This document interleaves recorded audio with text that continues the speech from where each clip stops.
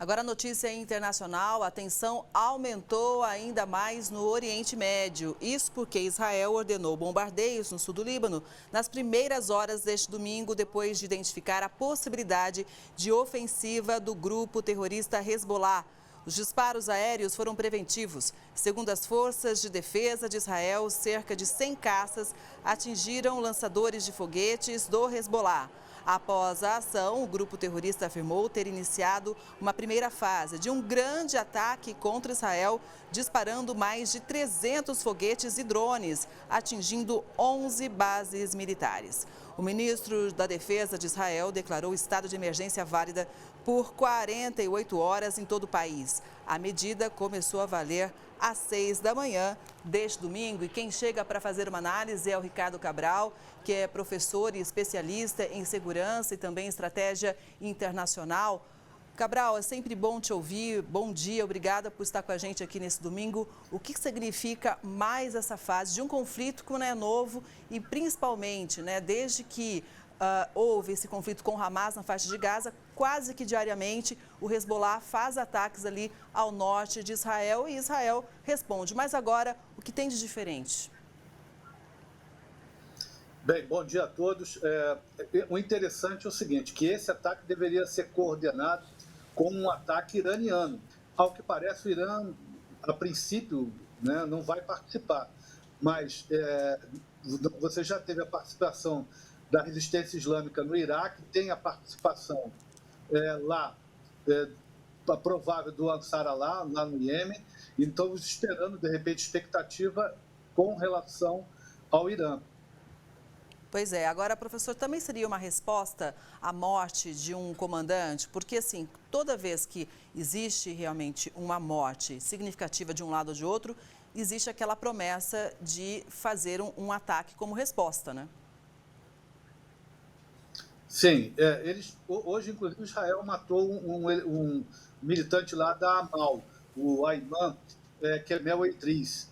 Então, esses ataques vão continuar. Israel fez uma primeira leva de ataques. Parece que a Força Aérea Norte-Americana, as informações ainda não foram confirmadas, estão apoiando. E o que é interessante é que todo esse ataque foi antecipado. Neste momento, Kelly, estão acontecendo conversações do cessar-fogo entre Israel e o Hamas no Catar. E isso, de certa forma, pode atrapalhar essas conversações. Exatamente. Sobre essa rodada de negociação, na verdade é mais uma rodada. A gente lembra que os Estados Unidos, que tem um papel fundamental no apoio a Israel, enfrenta aí um ano eleitoral, né? Então também o Antony Blinken, secretário de Estado americano, foi novamente a Israel para tentar esse cessar-fogo. Mas neste momento, o que a gente pode dizer de concreto? Você acredita que com essa configuração, pelos últimos acontecimentos, então esse cessar-fogo não deve acontecer na faixa de Gaza? Olha, existem questões que estão muito difíceis de serem superadas. Israel quer o controle do chamado Corredor Filadélfia, né? Que é uma estrada que liga Carei Shalom, que é uma entrada para Gaza, né? E até o mar. Então, Israel, e que faz fronteira com o Egito. Essa estrada tem acesso aos dois portões, né? Carei Shalom e Rafah. Israel quer o controle para não permitir o contrabando. Outra coisa, Israel quer saber o número de reféns vivos, né, e quer resgatar todos eles de uma vez. E uma outra questão, que Israel só aceita se retirar depois que obtiver garantias de que não será atacado. Nada disso, né, é ponto de acordo com o Hamas. Então, a possibilidade, neste momento, salvo o melhor juízo, é bem pequena de um acordo. Mas eles dizem que estão avançando. Professor, essas são imagens ao vivo do norte de Israel, bem na fronteira com o Líbano. Neste momento, a gente não vê nenhum ataque, ainda bem, mas existe sim uma preocupação em relação aos civis dos dois lados, né? Israel já havia evacuado grandes regiões ali ao norte, mas também existe uma preocupação com os civis no Líbano, né? Sim, Israel, nós sabemos como é que Israel age. Né? Israel vai atacar o alvo independente dos efeitos colaterais que provocar. Israel, a inteligência, o Mossad, né, o Shin Bet já levantaram vários alvos, juntamente com a inteligência americana, e o Líbano está sendo bombardeado fortemente, mais de 40 alvos já foram atingidos, isso numa primeira leva. Há previsão de mais ataques com relação ao Líbano, e é interessante que o Samir Gemayel, que é o líder da oposição libanesa, solicitou a Beirute, solicitou ao governo, forma de desarmar, porque Israel prometeu que se o ataque a Israel for na intensidade que o Hezbollah está prometendo, ele vai reduzir o Líbano à mesma condição do que está acontecendo em Gaza. E a gente não pode duvidar da capacidade de Israel de fazer isso. Ao mesmo tempo, não é, professor, é bom a gente lembrar que quem acompanha aqui a Record News, a gente sempre traz esses contrapontos, que é o seguinte: o Hezbollah, ele é um grupo terrorista muito mais forte em relação ao Hamas, que fica ali na faixa de Gaza, né? O Hezbollah tem, inclusive, integrantes que fazem parte do governo. Sim, eles têm em torno de 25% da população, 30% dos assentos do parlamento, controlam o exército e a inteligência, os meios de comunicação e o Ministério da Saúde lá no Líbano. Então, eles têm uma força muito grande. Então, é improvável que o Líbano se desfaça, não tem como. A questão toda é como controlar essa, vamos dizer assim, essa sanha de vingança do Hamas, do Hezbollah, perdão, e de Israel, porque vai depender muito da resposta de Israel, né, aos ataques, né, e parece que o presidente Biden já está intercedendo para moderar a resposta israelense. Você pode ver, Israel fez um ataque, 40 alvos, parou, estão abastecendo os aviões, muitos deles ainda permanecem no ar, em busca de alvos para uma segunda leva de ataque. Vamos ver se o Hezbollah vai fazer essa segunda leva e qual será a resposta que Israel vai dar. Professor, como especialista em estratégia e segurança internacional, eu sei que o senhor acompanha aí uma rede de informações em tempo real, né? O que o senhor teria a dizer para a gente, pelas informações coletadas até aqui, nesse domingo tenso lá no Oriente Médio, sobre o Irã?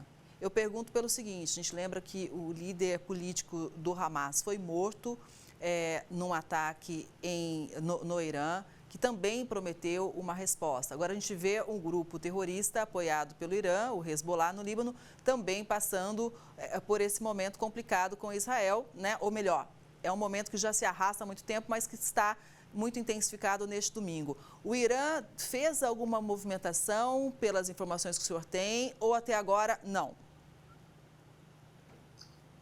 O presidente Massoud Pezeshkian, quando ele assumiu, ele se comprometeu a regulamentar, né, vamos dizer assim, regularizar as relações com o Ocidente e moderar a resposta iraniana, né, ao ataque que sofreu em Teherã. Afinal, um líder, né, aliado, foi morto dentro de Teherã. Então, existe assim, a busca de uma moderação. Os Estados Unidos também estão fazendo, através do Catar, moderação. Houve uma movimentação, sim, né, dos iranianos com mísseis, mas até o momento, ao que parece, eles não entraram em prontidão para fazer qualquer tipo de ataque. A situação está sendo monitorada. Os americanos, né, vão entrar, estão com um porta-aviões, um submarino da classe Ohio, que tem mais de 150 mísseis cruise com capacidade de atingir vários alvos no Irã. Então, o porta-aviões já está em frente, navegando em frente. Tem um segundo porta-aviões que vai ser deslocado para a área. E, a princípio, com essa demonstração de força, espera-se conter uma resposta iraniana. Isso conjugado com o desejo do novo governo, do Massoud Pezeshkian, de, vamos dizer assim, de normalizar as relações com o Ocidente. É provável, né, que o Irã passe, porque existe uma pressão muito grande, né, de elementos mais radicais, como o corpo de anciões e os militares, para uma resposta dura a Israel. Mas, com isso, está ponderando-se outras questões econômicas, a própria influência da Rússia e da China, né, no sentido de ponderar. Existem muitos projetos no Oriente Médio que dependem da paz.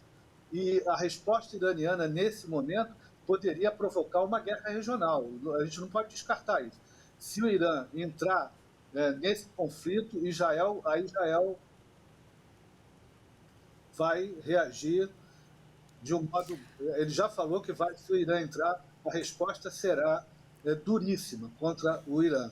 Pois é, nesse caso levaria junto os Estados Unidos como principal apoiador, né, de Israel. Minha pergunta é o seguinte, né, o senhor acabou de comentar que hoje o presidente americano Joe Biden já tentou fazer uma mediação para que o conflito não escale tanto, né, isso em relação ao Líbano, né, ao Hezbollah.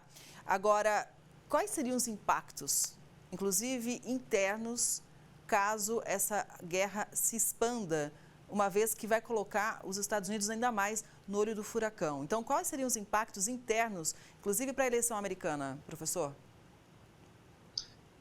Bem, Kamala Harris já deixou claro, Kamala Harris e Donald Trump, o apoio a Israel.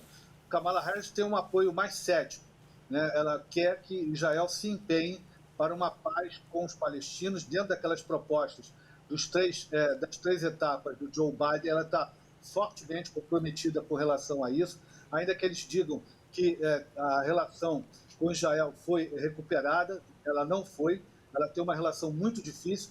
Mesmo Donald Trump, ele foi patrocinador dos acordos de Abraão, né, um principal estimulador, e tem uma visão também de que precisa pacificar a área. E que essa guerra no Oriente Médio, uma guerra em larga escala, não é do interesse norte-americano. Então existe uma pressão muito forte sobre Israel, como também em cima do Irã, para que uma guerra regional não ocorra. O problema é que esses atores não são controlados.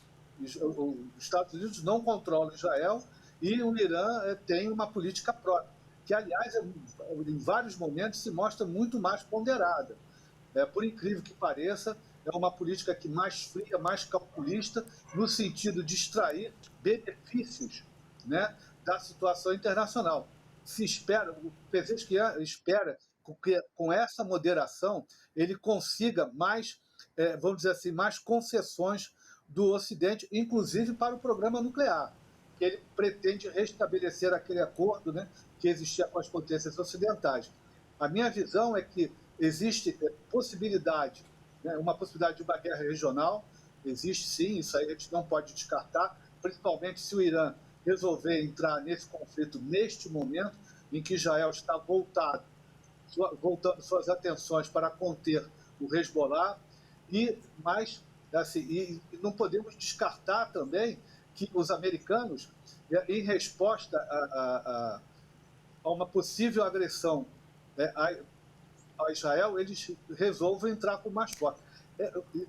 Kelly, teoricamente não, na história, nenhum presidente começou guerra em final de mandato.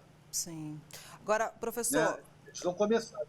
Mas o fato é que a situação, então, continua muito tensa. Hoje, neste domingo, em relação a Israel e o grupo terrorista Hezbollah no Líbano. E claro que a gente segue atualizando aqui, trazendo mais informações durante a nossa programação. Aproveito para já agradecer também ao professor Ricardo Cabral pela análise